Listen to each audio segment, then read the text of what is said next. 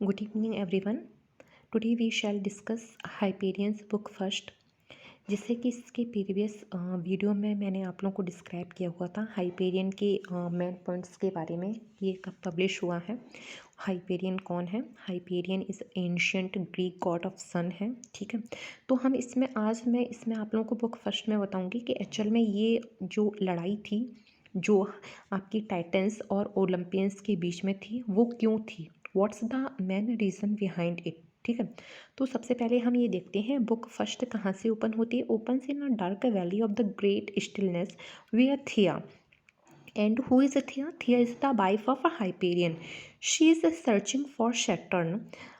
Saturn, who is Saturn? Saturn से is the ruler of the Titans. ठीक है, अब यहाँ पे एक चीज़ को पॉइंट को मैं क्लियर करना चाहूँगी। एक्चुअल में आप इसको इस तरह से समझ सकते हैं कि ये आपका जो ग्रुप है वो टू पार्ट्स में डिवाइड है।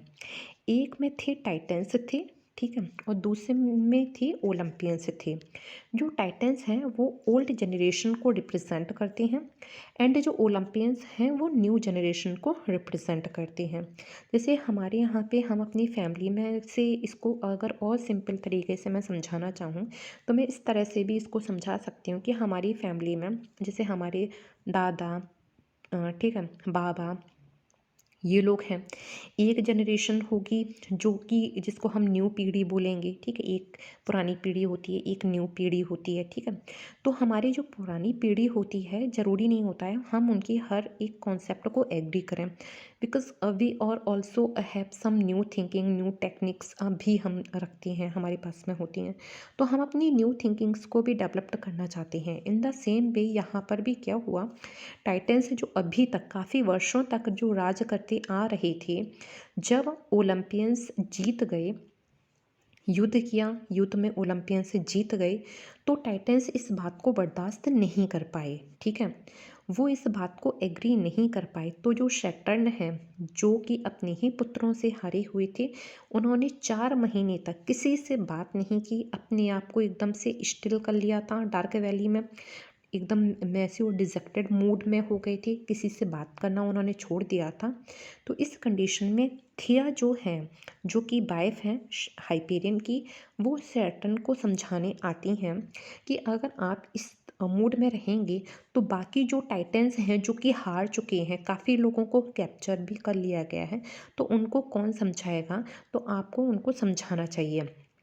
क्योंकि उसमें हाइपेरियन ही, टाइटन्स में हाइपेरियन भी आता है। हाइपेरियन सिर्फ एक ऐसा व्यक्ति है जो कि अभी डिफीट नहीं हुआ है। ठीक है, तो यही समझाने थिया आती है। काफ़ी कन्वर्सेशन दोनों लोगों के बीच में होता है। That two of them do not move for 4 month तक उनकी डिस्कशन चलती है और वो किसी से बात नहीं करता है। एंड फाइनली जब थिया उसको एग्री कर लेती है, तो पहले तो यहाँ पे सैटर्न ये कहता है कि मैंने हमेशा रूल किया, मैं राजा रहा, और अब वो उसने अपनी आइडेंटिटी को खो दिया है और वो अभी इस चीज़ को टॉलरेट नहीं कर पा रहा है।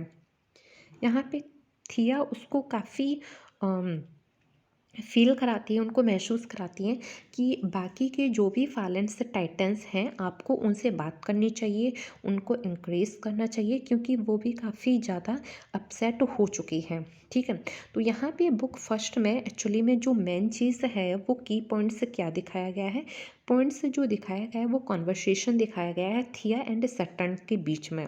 ठीक है, अब यहाँ पे अनडिफीटेड टाइटन्स कौन है, हाइपेरियन है, इस चीज़ को याद रखना है। आई होप यहाँ तक आपका कॉन्सेप्ट ये क्लियर हुआ होगा। ठीक है, इसके बाद में हम आते हैं बुक सेकंड में क्या होता है। तो अब क्योंकि थिया जाती है सैटर्न को समझाती है, तो सैटर्न थिया की बात मान लेता है और वहाँ पर जाता है जहाँ पे जितने भी टाइटन्स हैं वो इकट्ठे हुए हैं। कॉन्क्रेटेड मीन्स जहाँ पे इकट्ठे हुए हैं वहाँ पर जाते हैं। वो लोग भी परेशान हैं। ठीक है, अब वो ये लोग सभी लोग उनसे अपनी अपनी ओपिनियंस मांगते हैं कि बताइए हम लोग तो डिफ़ीट हो चुके हैं। ठीक है, तो आप लोग एडवाइस दीजिए इस मैटर में, आप लोग क्या रखते हैं कि किस तरह से आगे क्या काम किया जाए, क्योंकि इस तरह रोने धोने से तो काम चलेगा नहीं, आगे कुछ सोचना तो पड़ेगा। जब ये मौका सभी लोगों को मिलता है तो सबसे पहले जो एडवाइस उनके ही टाइटन्स में देते हैं वो ओशिनियस होते हैं। ठीक है, वो एडवाइस देती हैं, ओशिनस होती हैं, तो वो कहती हैं हु काउंसिल्स रेजिग्नेशंस, और वो बताते हैं। अब यहाँ पे उसने जो बात बताई है एक्चुअल में वैलिड पॉइंट बताया है, ठीक है। उसने क्या बताया है, Olympians is a phase in the process of natural law which governs history and creates progress as the old must give way to the new in all things. अब यहाँ पे बहुत ही अच्छा कॉन्सेप्ट बताया है ओशियनस ने। भाई अपनी अपनी राय होती है, डिफरेंट पर्सन डिफरेंट व्यूज़ होते हैं, तो उसने ये बताया कि change is the law of nature, ठीक है, कि परिवर्तन समय का नियम होता है। तो ओलंपियंस का आना जरूरी भी था, क्योंकि Olympians they are young, they are beautiful, okay, और they have new ideas, new thinking. तो इसकी वजह से, और ऐसे ही लोग जो हैं वो गवर्न्स भी करते हैं, हिस्ट्री में क्रिएट्स प्रोग्रेस करते हैं। तो ऑब्वियस था उनका आना, न्यू इन ऑल थिंग, जो ओल्ड चीज़ें हैं उनका जाना और नई चीज़ का आना वो था भी। अब इस मैटर में हम कुछ नहीं कह सकते हैं। तो उसका ये ओशिनस का ये कहना था कि nature is the law of nature, change is the law of nature, उसका कहना था। The Titans should be voice and recognise the truth of nature process. तो उसने ये भी कहा कि बाकी के जितने भी टाइटन्स हैं उसको ये चीज़ समझनी चाहिए कि ये तो नेचुरल प्रोसेस होती है।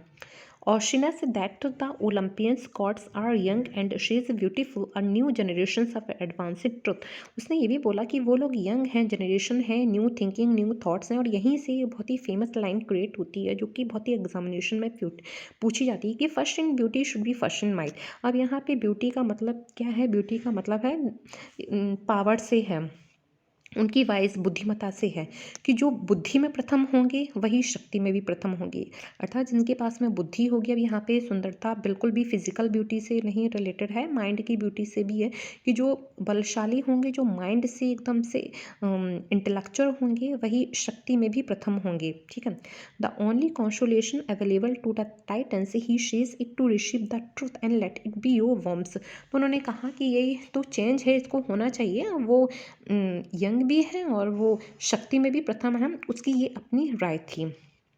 दूसरा जो मौका मिलता है वो मिलता है क्लीमीन को, ठीक है। क्लीमीन्स भी अपनी फीलिंग्स को एक्सप्रेस करती है, और उसका जो आंसर होता है वो समथिंग टाइप का डिप्लोमेटिक भी कह सकते हैं, कि वो डिसाइड ही नहीं कर पाती है कि व्हाट टू से, कहना क्या है। She describe how she had tried to console herself by blowing into a she shell to make music.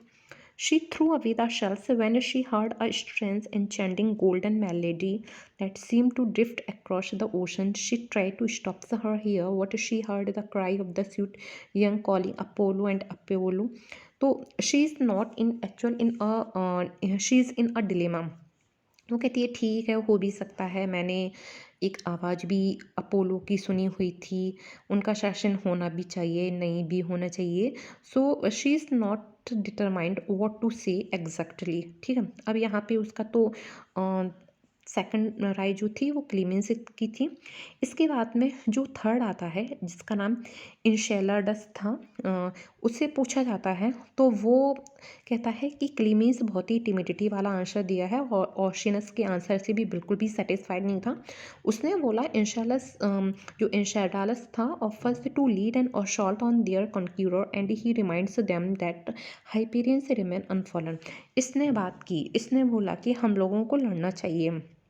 ये बिल्कुल भी अपोजिट हो गया क्लीमैन एंड ओशनस से, और इसने बोला कि हम लोगों को अपनी, भाई ये तो हो ही नहीं सकता कि हम लोग कोशिश ही ना करें, वो अलग विषय है, हम जीतें या नहीं जीतें ये बाद का मुद्दा बनता है, बट पहले तो first of all we should fight, we should try to gain victory, ठीक है। तो पहले तो हमको कोशिश ही करनी चाहिए, और हमारा प्लस पॉइंट ये है कि हाइपेरियन जो है वो अभी तक अनफॉलन है, मीन्स अनडिफीटेड, अभी तक वो डिफीट नहीं हुआ है। तो हम लोगों को मिलजुल के उनके खिलाफ में अपने कदम को आगे बढ़ाना चाहिए, ठीक है। तो ये बुक फर्स्ट और सेकंड का मैंने डिस्क्राइब किया है। अब बुक थर्ड का आप लोगों को जल्द ही वीडियो में सेंड करती हूँ। आई होप आप लोगों को इतना समझ में आया होगा। Good night, thank you. अगर अच्छा लगा हो तो एफर्ट करती हूँ, थोड़ा सा लाइक भी कर दिया कीजिए आप लोग। थैंक